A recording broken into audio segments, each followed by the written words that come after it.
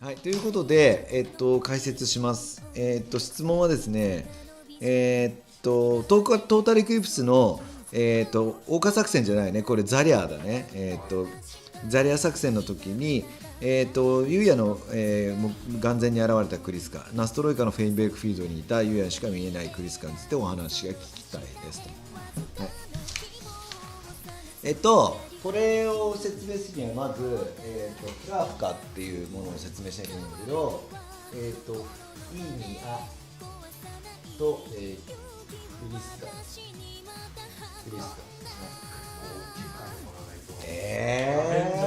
今の倍ぐらいの大きさじゃない黒で描ける。黒。出るやつにして。イーニア。見える？あ、見えた。クリスカ。はい。で、イーニアっていうのは、第6世代ですね。で、こっちが第5世代。第5世代で作られた、霞のね、お友達というか、あれなんですけど、これ同じ牌、白木なんだっけ？白木結晶だっけ？忘れてた。なんかそういう名前の優秀な受精卵があって、オルタネイティブ6じゃねえよ、先言っちゃったよ、3だよ、オルタネイティブ3の、持ってようか。やっべ、俺なんか東進ハイスクールっぽくなってきたのはい、クリスカやイーニアとか、あとカスミっていうのはオルタネイティブ3で作られた、そのベータの感情とか、思考を、絵で読み取る能力と絵で投影する能力を強化するために、そのソ連のオルタネイティブ計画で、作られた、そういう人工 ESP 発現体というね、ソ連でその KGB とかが進めてた、超能力開発の流れを組んだ計画、こういうのは僕はオカルト好きなんでね、こういうものはソ連だろうと思ってやったわけですけども、そこの、研究施設、これトータルエクリプスの何話か、アイアンメイデーじゃねえよスノーメイデンの流れる回で、クリスカとイーニアが季節にいてサンダークが、ね、乗り込んでくるみたいなとこあったでしょ。あれはもう接収オルタネティブ4が始まった時にサンダークが、4に接収される前に踏み込んだっていうねとこで、イーニアとクリスカ連れてっちゃったって話なんですけど、この白き結晶という牌から第5世代技術を使って作られたのがクリスカで、第6世代技術で作られたのがイーニアとかカスミなわけですよね。で、この前も話しましたけど、第6世代っていうのは能力を安定させるために、陽性固定という、ね、状況になっていて、外見があまり変わらないと。で、感情的な起伏は結構、こっちが激しくてこっちが、ね、落ち着いてるのは、これがある特殊な目的で作られてるからですね。で、イーニアとかクリスカっていうのはオルタネイティブ3が終わった後に、ソ連独自の計画、でポールナイ・ザトミーニ計画っていうね、こうだったかな、ロシア語で書くと、ポールナイ・ザトミーニ、これトータルイクリプス計画っていうね、英訳するとロシア語で、トータルイクリプスっていう意味なんですけど、ポールナイ・ザトミーニ計画っていうもので、作られた、このオールタネイティブ3の人工 ESP 発現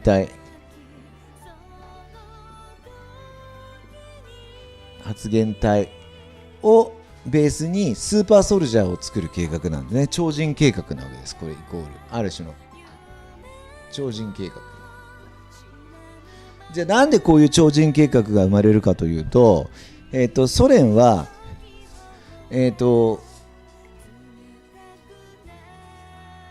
こ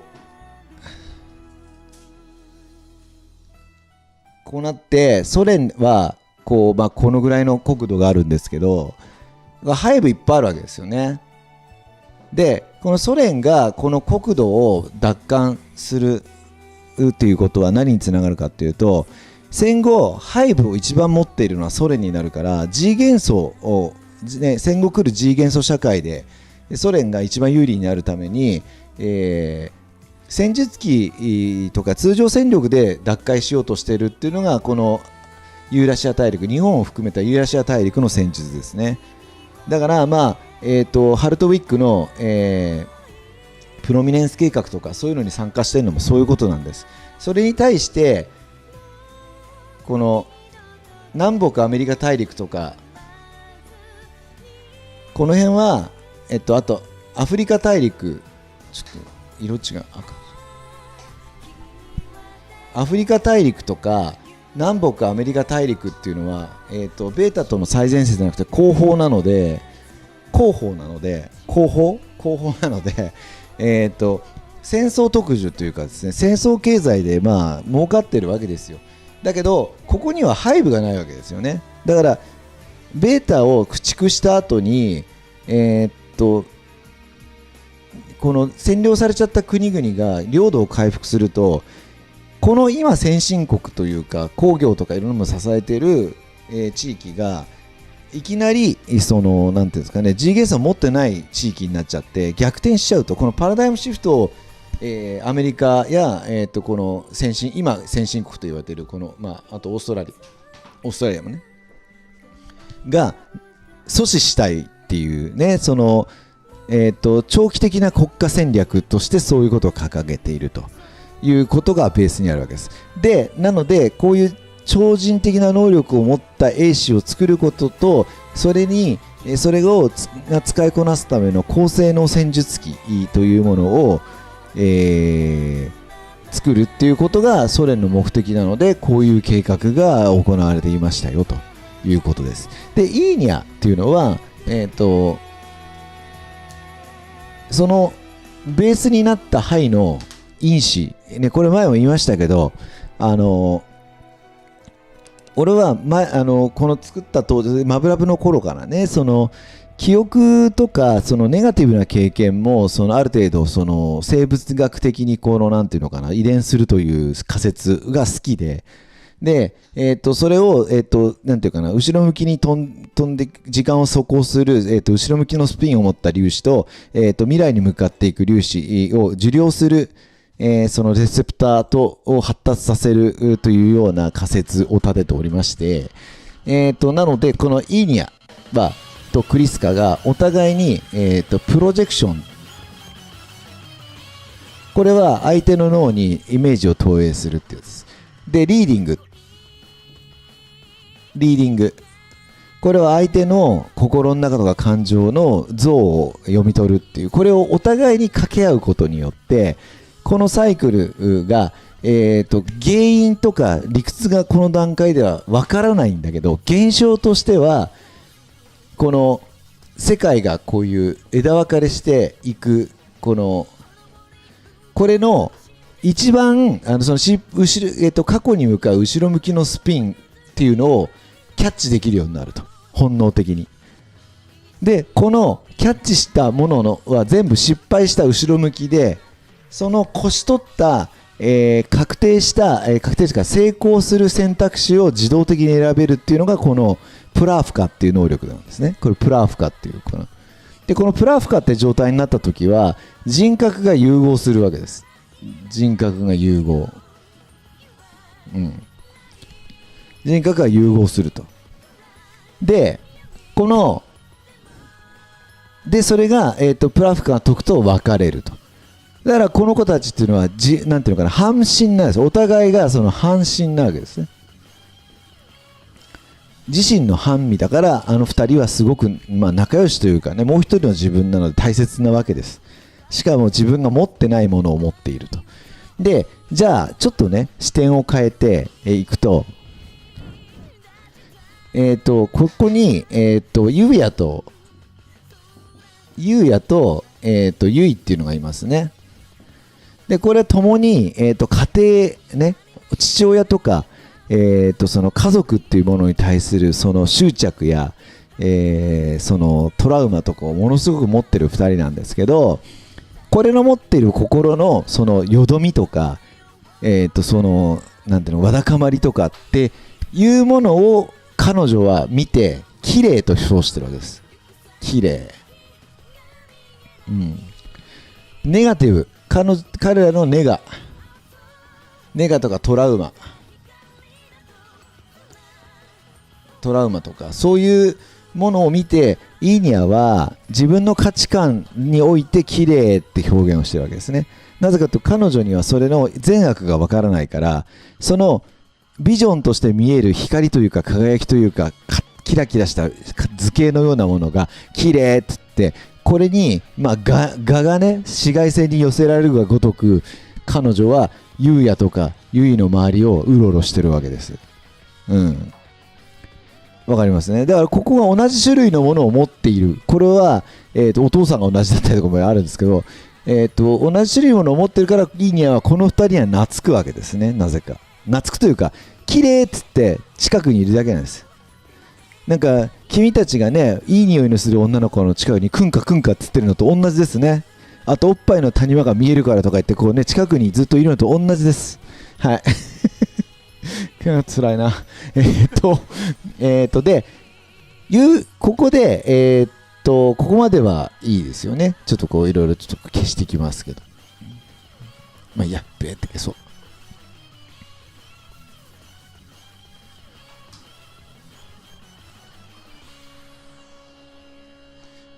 で、この、イーニャですけれども、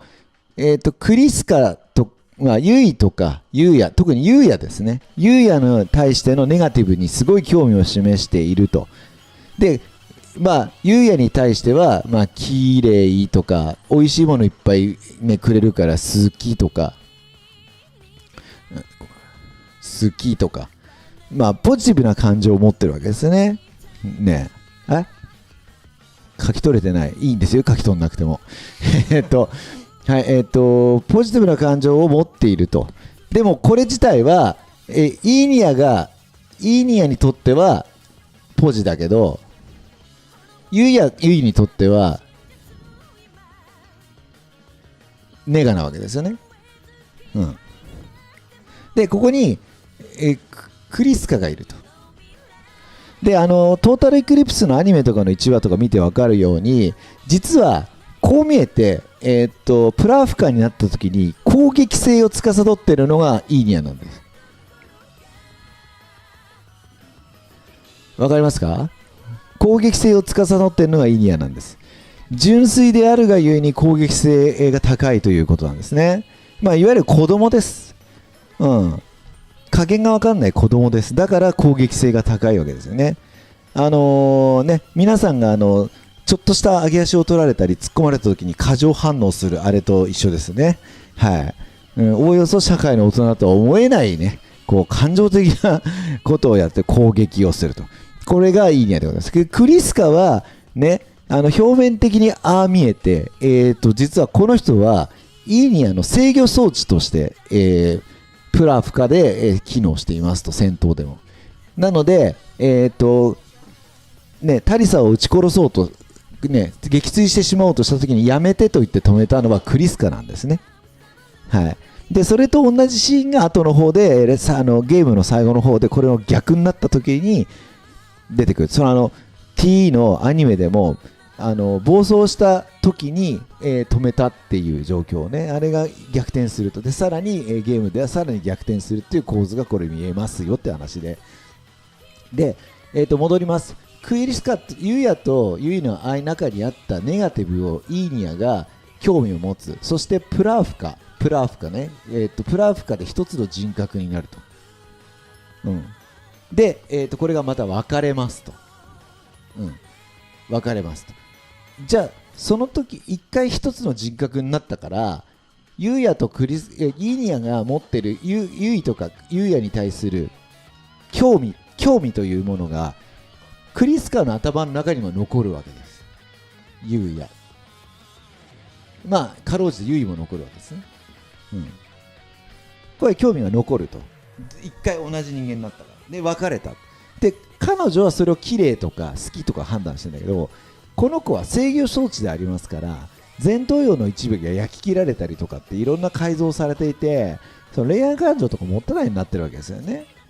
制御装置として正確に作動するように。この子たちとか塔だけを見るように調律されてるなんですけども、この一緒になって別れた時に優也に対する興味がプラーフカをやるたびに増えていくわけです。こうやってニョンニョンニョンって。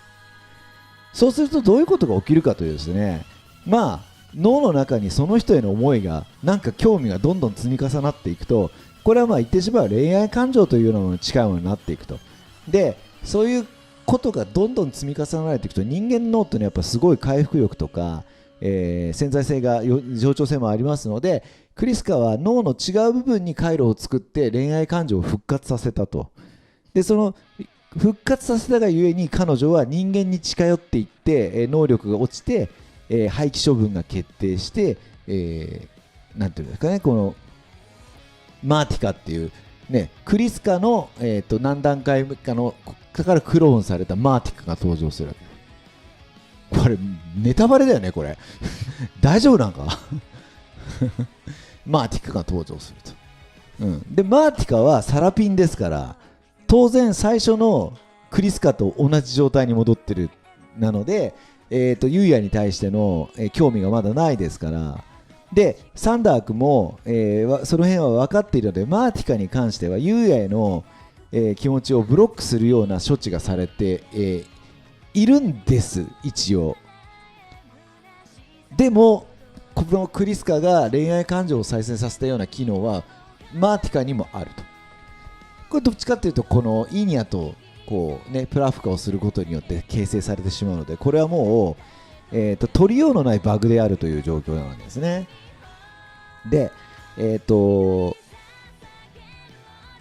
要はこれはどういうことかというと、ネガティブを人のイニアが、ね、浄化して恋愛感情に戻してますってことなんです。これよくどういうことかというと、好きの反対は何ですか皆さん。好きの反対は嫌いではないですね。無関心ですね。これね、無関心ですね。で好きというのは言ってしまえば好きの反対ではなく、好きとの変異なんです。好きがずれて嫌いってこれ興味があるからなんです。なのでイーニアという無垢な存在が、攻撃性が高い無垢な存在であるがゆえに、ユーヤのネガティブを受け止めてクリスカに恋愛感情として残すっていう、その感情の御し方の流れがキャラクターの図式になってるわけです。このキャラクターのね。でトータルエクリプスっていうのは皆既日食でありますから、光り輝く太陽と夜しか輝けない、しかも太陽がなかったら輝けない死の惑星月、それでも死があるがゆえ美しい象徴の月が重なることによってコロナが見えてっていうね、この人間のネガとポジ、眩しい太陽はね、眩しいがいね、本当の姿が見えないんです。ポジは、ネガティブは全部見えるけれども、これが一つになって人間ですよっていうのがトータルエクリプスっていうタイトルの意味なわけです。人間のその清濁を、表したタイトル、それを、浄化して、ネガを浄化してクリスカに戻して、そのクリスカが何が起きたかっていうとですね、ユーヤへの思いが、イーニアの中に生まれたユーヤへの興味が積み重なっていって恋愛感情を復活して、ドロロっていう番組とかありますけど、ね、戦闘マシーンだったのが人間になるがゆえに弱くなっていくと。よくありますね。正義は脆いって、守るものがあるから脆いのだっていうようなね、よくそういう議論がね、必ずやられちゃう悪の人が言いますけど、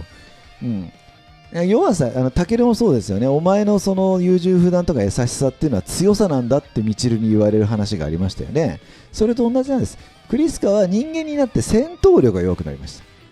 だけど人としてのハードは強くなっていきますと。だって最初なんだか分かんないから、クリスカはこの感情とかっていうの不安を持つわけですね。恐ろしさでユイに恋敵だとか言われちゃうわけですけども、はい、でクリスカは、その結果恋愛感情を持つと。で前も言いましたけど、ユウヤはかつての自分に似ているクリスカに対して、かつての自分に似てるから自己確認のために、成長の自己確認のためにクリスカを構え始めると、はい、っていうような、ね、これ前やりましたね。これ復習みたいなもんで、ね、このサイクルがそのなんていうのかな、ネガティブをポジティブに転換していくということをキャラクターに割り振った構図だということなんです。で、ご質問のね、じゃあなんで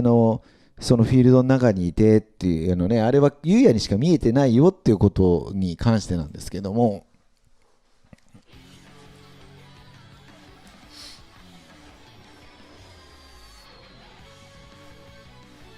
これ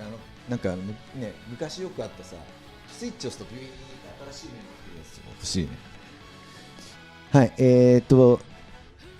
ェインベルクフィールドっていうね、ナストロイカっていう状況っていうのは、まあちょっとマーティカの話をしなきゃいけないんだけど、マーティカっていうのはクリスカの、ね、クローンで、攻撃性、要するにね、クリスカ以上に攻撃力強化されてると。で、まあそれがイーニアが、ね、クリスカが殺されちゃうよとか言って、ユウヤは、自分が BJ とかいろんなやつらにやれたことの恩返しとして、クリスカが死んじゃうんであれば、ね、なんかその1日2日でもいいから人間らしく、いい時間を与えてやりたいっていうやっぱ同情から入っちゃうんですね。うん、でしょっちゅう構ってる女の子で、過去の自分だから自己憐憫も相まって、ユウヤもその恋愛感情じゃないとこから、クリスカを構ってしまうと。で、自分の決断の時が来るわけです、ね、もう積み重ねた信頼、信用、そういったものに対してそれを守ってクリスカを見殺しにするのか、それともかつての自分と同じ境遇にいるクリスカに手を唯一差し伸べられるのは自分しかいないのに、それをスルーするのかってところでユウヤは決断するわけです。なぜか、それはなぜかっていうのはね、もちろん自己憐憫とかそういうことなんですけど、白根新潟っていうのは、日米混血で、日米共同計画でね、もともとは白根一型兵というユイをね救った身分部隊が、身ブロー部隊が使っているすごいピーキーで、稼働時間も短いけども性能が高いっていうね、お荷物だったわけですよね。白根武見和地のそのテストベッドとしてねこう開発されたような、ものだったんですけども、それに救われたユイは、それを何とかしたいっていう思いにやっぱ父親にねコンプレックスがあるから、ああいう真田教官みたいな父親みたいな人に弱いんですね、そういう人は。でその真田教官も父親と同列で何とかしたいと思った白根新潟に対する一型兵に対する思いが強いわけです。でその日本では、ね、性能は高いんだけど使いづらい、役に立たない、連動ができないって言ってつまはじきになった。これはもうユイとかユウヤそのものであるんですけども、それがアメリカでやはりこいつは無用の長物だと言って、弾かれた YF23 の血を入れることによって、日米混血になることによって、それが鍛え上げられていって、そのなんていうかな、その人類を救うね、人類というかそのユーラシアをね奪還する刃になっていくというところで、あれはユウヤ自身でもあるわけです。ユウヤ自身のその象徴として、ユウヤはどんどんその白縫っていうものに、白縫新潟とかそういったものに感情移入をしていくわけですけども、それが、アクティブステルスっていうね、そのビエルクトに敗れることによって、本来は秘密を守るために日本に持って帰ってからそれを完走する計画だったのに、計画そのものが、取り潰される可能性が生まれてきたことによって、前倒しにする決断をするわけですよね。これで、それでフェーズ3に完走してアクティブステルス機能をそのをこう引き継ぐと。で、そういう機体、あとその辺に落ちてる戦術機からその推進触媒とかそういったものを、吸い取れる装置が、ついてるんですね、アクティブYF23 で、そういうのがついてると。それが唯一今ついていて稼働する機体というのは、ゆうやの1号機と、タリさんが乗る予定の2号機しかなかったわけです、これ。で、だからそれがだからソ連の領内に侵入してクリスカを救出して、ね逃げ切れる機体っていうのはもうそれしかないと、なのでゆうやはもう自分にしかできないことをやったわけです。はい、これ、ある種ね、詐欺とかと同じ、動機と行動なんだけど、そういうアクションをしたと。それによって、クリユーヤは、救い出したわけですが、これちょっとね、それを逃げてるときに、このマーティカとクリスカ、イーニアとマーティカっていう、ある種最強のコンビの追撃を受けるわけですよね。これはもう完璧なクリスカとイーニアの組み合わせだから、これは前も言いましたけど、これははっきり言うと、確定した未来。確定した未来の象徴なわけです、このコンビって。要するに、もう多くの人がどうせ俺なんてとか、俺はワープ場で結婚もできないし子供もできない、だからもう瞬間に生きようみたいな、もう諦め、人間が一番やばい、その絶望とか諦めの象徴として、この、イーニアとマーティカのコンビのビエルクトが、追跡してくるわけですよね。で、こっちに乗ってるのは、ユウヤともうこの官能装置追跡されるから取っちゃって、もう全くそういうものが使えない、もう、クリスカなんですね。っていう、もうこのハンデキャップマッチ。で、これがどうやって勝ったかというと、結局はですね、このマーティカはクリスカのある段階からコピーをされているので、新しく入ってくるものはブロックされてるけど、その前にあるユウヤの思い出みたいな、クリスカの中にあったユウヤへの思いみたいな因子が残ってたわけですよね。このバックドアにリーチしたんです。で、第1話でタリサの攻撃を止めたように、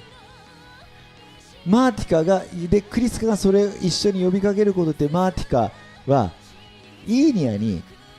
自分の半身ですよね、クリスカとユウヤを殺させないっていうことで、やめてということでここを止めたんです。マーティカが止めた。この思いのバックドアにリーチすることで、だからこれは俺的には確定した未来に対して情熱とか思いとかがいて、その確定した未来を凌駕するっていう話にしたかった。だからそれで結局このマーティカがじゃあどういう姿になってたかっていうと、もうポットに入れられてたんですよね。スミカじゃないけど、もういらない部分をそぎ落として、高 G にも耐えられるようなポットに入れられたわけです。これコクーンっていうね、その後量産されて出てきましたけど、ここまでいいでしょうかね。で、実際に、ザレア作戦が始まって、戦場には、この量産型マーティカが12機だ。12機だよね。13機でコントロールが1機だっけ、忘れた。とにかくカベーリン少尉かなんか中尉かなんかのちょっと適当だけど、銀色のビエルクト、磨きの銀ね、実験機っぽい銀色のビエルクトと赤じゃねえや、赤だったっけ、赤というか渋い赤じゃないね、ビエルクト何色だったっけ、黒でいいのか、ちょっともう忘れちゃったわ。で、とにかく、この、13機の、そのね、部隊によって、実験をやってたわけですね、ソ連は。まあ、サンダークが、空母に乗ってたと思うけど、サンダークがもう結構実験を握って、この、ね、部隊の実験をやってたと。実験を握って実験を行うっていうの、本当なんかシャレかなっていう感じだけど。で、ここにマーティカのポットが1、2、3、4、5、6、7、8、9、10、11、12と。多分1中隊だからこのぐらいかな。1個中隊かな。まあこれはいましたよと。でちょうどユウヤは今度イーニャと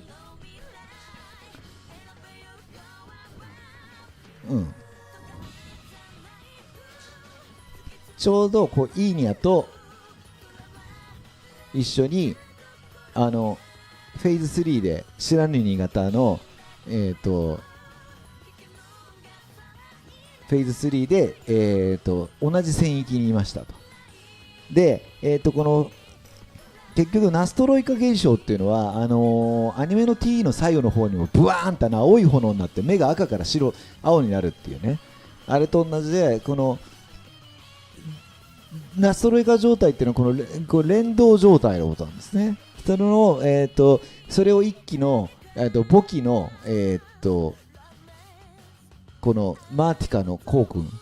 君で全てをコントロールするっていうね状況なわけです。でこれを実験してた時に当然同波長、要するにイーニャの蓄積データから作られたポッドも載っているので、同波長のこれが出力を上げたじゃないですか。早くやってしまえとか言ってベリャーエフ俺たちのねベリャーエフがヒーとか言ってやってしまえみたいな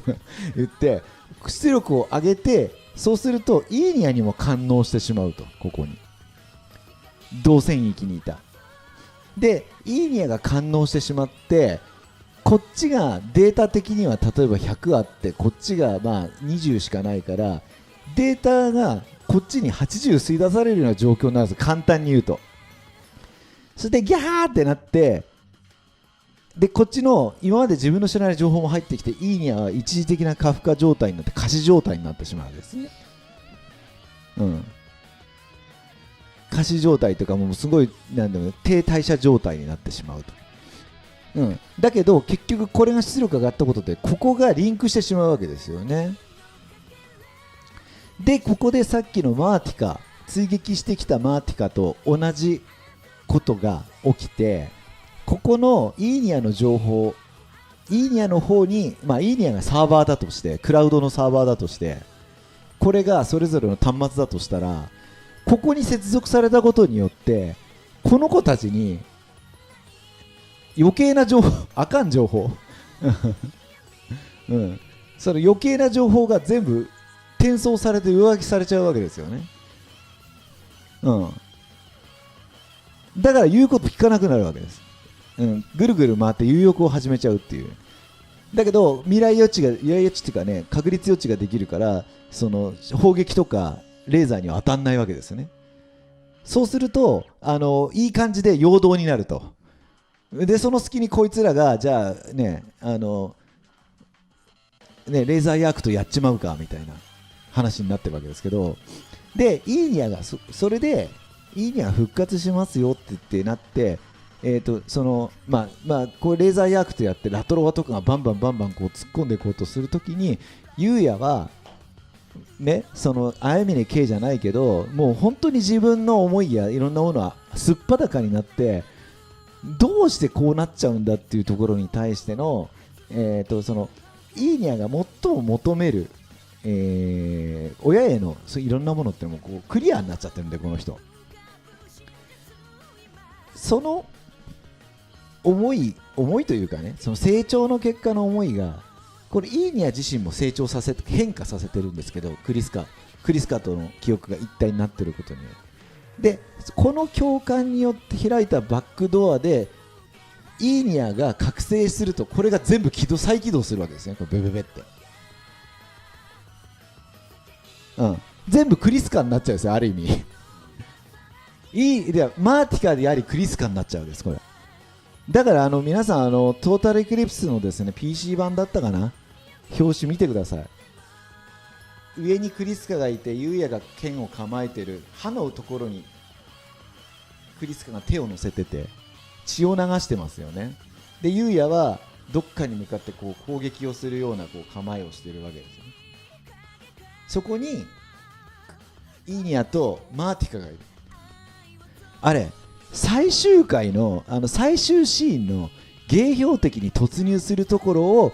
擬人的に描いた絵なんです。あれわかります？あの絵を、俺下書きをしてね、なんか結構大もめになりましたけど、再現できねえとかチェックがうるせえとか言って、あのシーンの絵を描きたかったんです、僕は表紙に。あれは最後のシーンの象徴なんですよ。だからね、制裁やスタリズムを流しながらジャケットを眺めてみてくださいと。でユウヤの機体の周りにビエルクトが予算がなくて立ちキャラがペッペッペって並ぶ感じになっちゃったけど、ユウヤの機体を中心にその制御を離れた前機が13機のビエルクトがこう並ぶわけですよね。お、来た。これです。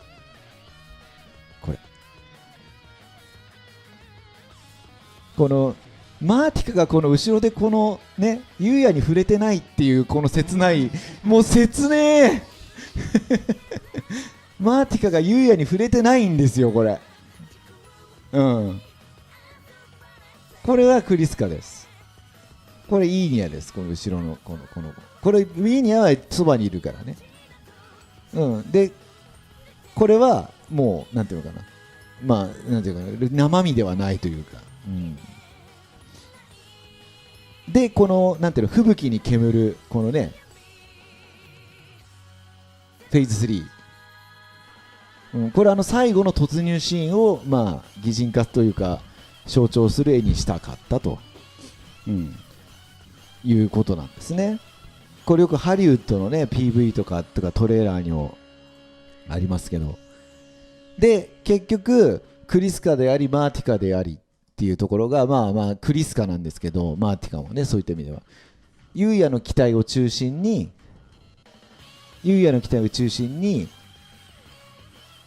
こうフィールドがこう発光するわけですよね、バババババって。でこの時にイーニャがねユウヤにねクリスカも来てくれたよって言うわけですよ。わかります？でこのフェインベルクフィールドが、こうなるのを遠くで見ているファンダークとか、ちょっとファンタジー的な表現だけど、いろんな戦場にいる人たちが見上げるそのなんていうかな、サイコフレームの光みたいな感じで遠くで見るとこれが皆既日食に見えるわけですよ。この13機がねそのフェインベルクフィールドの光でつながって真ん中にユウヤの木がいてこう抜けてるわけだから、これが皆既日食に見える。要するにここでさっき言った人間のポジティブとネガティブが一つになってものすごく強いものになりましたよっていう象徴なんですね。これがトータルエクリプスであり、そのロシア語の、ポールナイズ・アトメーニーだと。でこのフィールド内にいるユウヤにとってここっていうのはなんていうのかな、ちょっとこうあえて分かりやすい、単純化した言い方をすると、そのあらゆる確率、要するにその平行軸とかあらゆる確率のネガティブの中で一番そのなんていうのかな、ベストな選択肢が分かるところにイーニャとさっき言った、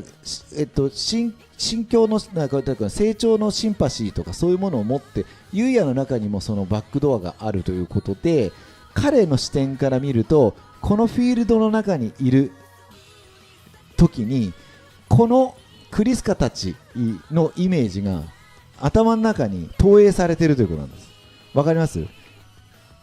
ェインベルクフィールドの中にいて、ユウヤもそのフィールドの中にいることによって、なんだろう、プロジェクション、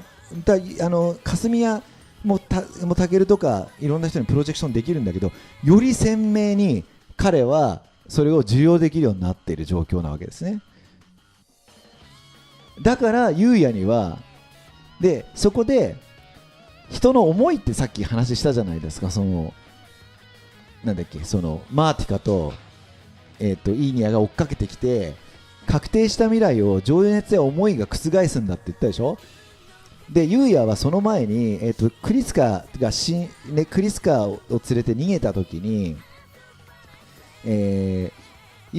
それでまあね、ちょっとエッチしちゃってエッチして、その後にそのピロートークでクリスカに言われるわけですよね。自分の感情っていうか、この思いっていうのは博士に偽物だと言われてると、そんなことでお前の人生をめちゃくちゃにしていいのか本当に不安なんだって言った時に、ユウヤは自分も恋愛感情からそれがスタートしてないから、それ自分もドキッとしちゃうわけですよね。で自分もそうだって分かっちゃう、あの時に。でその時にユウヤは初めて最初ね、今が本物なら最初だったら最初は何だっていいじゃねえか、きっかけなんか何だっていいじゃねえか、今が本物ならってことをクリスカに言うんですよ。クリスカに慰めるために。もうそれはクリスカはもう人の心は読めない状態だから、ユウヤはそこでまあ嘘というか安心させるためにそういうことを言うわけですよね。でもそれはクリスカのためについた嘘でもあり、初めてユウヤが自分自身を許した瞬間なんですよ。それクリスカにネガティブをポジティブに変換した結果のクリスカがネガティブなことを言ったことをユウヤが初めてポジティブに転換してあげたっていう完全なる成長の証というかですね、だからなんていうのかな、そういう流れで彼女たちは本当はもう気持ち的には向き合ってるし、それを愛と言わなかったら何を愛と言うんですかっていうことなんですよ。恋愛感情を持って好きになって告って結ばれて幸せにならなかったら愛じゃないんですかって話なんです。わかります？だからそこでユウヤは初めて自分を許せたわけです。そのクリスカのおかげで、イーニャが変換したものを受け取ったクリスカのおかげで、自分より弱いものをいたわったりするという行動から愛っていうものにつながっていくと。だから自分より弱いものにね、こういたわったりね、慈しんだりしていかないと培われないものだということなんですね、俺の持論では。何かしてもらおうとかそういうことじゃないんです。で、その彼女たちがそういった形で結ばれましたと。でもクリスカは死んじゃいましたと。でそのクリスカの墓に向かってユウヤは多分カムチャツカ半島のどっかのね、クリスカの故郷まで連れて行こうと思ったけど連れて行かなかったから、クリスカの、墓標に向かってユウヤは俺は本当はお前のこと好きだったかどうかわからんと、っていう告白をするんだけれども、それを言えるっていうのもユウヤの成長なんだよね。そしたらね、その自分のことを散々ね、なんか部をわきまえてねガキだとかって言ってたラトロワが大人の顔になったなって言ってくれるわけですよ。ね、部をわきまえたようだなって。でユウヤはすっごいその父親であり母親のね象徴であるラトロワにね、異国の母、異国のね異教から来た息子よって言ってくれるような人に認められたことで、もう本当になんていうのかな、もうメロメロになっちゃうわけですよね、そういった意味では。で、その最愛のクリスカを失ってもう乗り越えて、ユウヤはイーニャをね、その死んだものではなくてイーニャがクリスカが大事にしてたイーニャを今度は守るんだと。娘みたいなもんだね、そうなるとね、心境的には。でイーニャを、無事日本に送り届けようと、して動いていて、こういうことになったと。だから優也としては自分が本当にクリスカを好きだったかどうかはまだこの段階では分かって自覚ができてなかった。わかります？なのにね、このフェインベルク校の中でね、その自分のネガティブを克服してポジティブに転換することができるようになって、人をいたわれるようになって、優也の気持ちで優也が一番見たいもの、見たい未来の可能性、要するに思いだよね。要するにここに行くんだという強い意志の表れとしてね、行くんだというか、その目標というか、こういう風になってほしいという表れとして思っているものにマーティカおよびクリスカの、そのプロジェクションがリンクして優也だけにはあの姿が見えているということなんです。だからあそこでクリスカの姿が出てきたということは、俺的には優也がクリスカのことを思っているから、クリスカがのことを愛しているから、あそこであの姿が現れたんだよということなんですよ。わかります？このフェインベルクフィールドの中じゃなかったら見えないはずなんです。そういうことなんです。だからでそこでね、皆さんセンサーアスタリズムのあの歌詞をね、思い出してみてください。あれはクリスカの思いだったり、アーティカの思いだったりを歌っていただいてるんですね、美里明ちゃんに。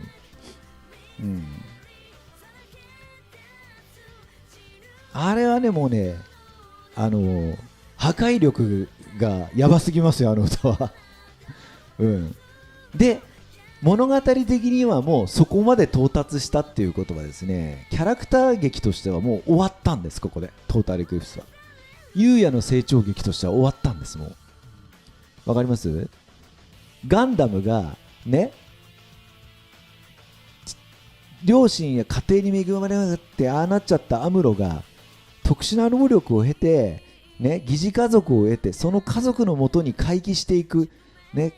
帰れるところがある、こんなに幸せなことはないっつって、疑似家族と自分が家族と認めたもののもとに帰っていく家族回帰の話になって、アムロの成長がピリオドになってるわけです。ジオンが滅んでないし、人類の戦争が決着ついてないんですよ、講和条約が結ばれたわけで。だけど物語というのは人の物語だから、あそこで終わってるから美しいんです。だからトータルエクリプスとしては、僕はここでもう主人公の成長としてはここまでなんですよ。で美里明ちゃんのあの曲がかぶってきてね、一番の、サビのところで、スタッフロールに入り、でタケルたちの脱出した装甲駆逐艦がこう画面をよぎり、でロシア語で、その名もなき人たち、名もなき兵士たちの挺身によってその成功したっていう、そのスーパースターでスーパーヒーローの話ではなく、それを支えた、その名もなき人たちの話っていうところにフォーカスしたっていうのはそういう理由なんです。ある種そのなんかマブラブでベータを2チャンネルの向こうのアノニマスにしたことの反省として、今度その人たちにフォーカスする話を作りたかった。だからその象徴である10レーザー級をなます切りにするシーンを追加するなんていうのは、当時の俺は完全なる打足だと思ってた。そんなことがやりたいわけじゃねえんだ俺はこの物語だって思ったわけだけど、それはやっぱり、ものづくりの人間としては、傲慢でしたね。普通に見たらロボットものとして、フェーズ2、フェーズ3、優也そのものであるフェーズ3が、象と無理解と、象ってまでもいかないんだよな、なんていうの、不寛容の象徴である。不寛容とそのなんていうのかな、自己憐憫の自己憐憫、自己生存の象徴であるかつての優也だよね。目的、母のために米軍で地位を上げることによって根血日本、ね、日系人であるっていうことに対して周りにガタガタ言わせないようにしようと思ってた母と対立して母は死んでしまって、で目的が手段になっちゃって、もう軍隊の中で上目指すしか彼にはなくなっちゃってた優也、まさにベータと同じですよ。その自分の象徴である最強のそのなんていうのかな、ね、芸目標に対してね、確定した要するに最良の未来を選び取る13期のね、そのビットみたいなビットみたいなっていうか、まあ13期の彼女とね、最強の格闘戦性能を持ったそのねフェーズ3があって、もうそれで突っ込んでいくんだからもういいよねって話なの、俺からするとうん、なんかわかります？もう勝つじゃんって話なのよ。うん。もうこの13機が陽動して触手も全部避けてたわけだから、それズバズバ切っていって優也がね、それでもねフェーズ3とかの損傷具合を見る限り、まあやっぱね自分の象徴であるその憎悪とかね不寛容の象徴であるあいつらはやっぱ相当頑強なんだよね。結局ね自分の内面っていうのは自分との戦いなんですよ、いとこまで言っても。それの象徴がもう俺は成長してもうネガティブはないとか、俺は変わったっつっても少年は変わんないから、地下からああいうのが出てくるわけ、心の中で。うん、みんなもそうだと思うけど、いつまでたってもそういうね醜いものが、最強のものが出てくるのよ。それをねネガティブをポジティブに浄化して自分を支えてくれた人たち、愛おしい人たちにね選んだ人が支えてくれることによってそれに打ち勝ったっていう最後なんですよ、トータルギプス。だからトータルギプスなんです。もうネガティブとポジティブが合わさってトータルギプスね、それが人間なんだ。うん、そういうね、そういう話でございますよと。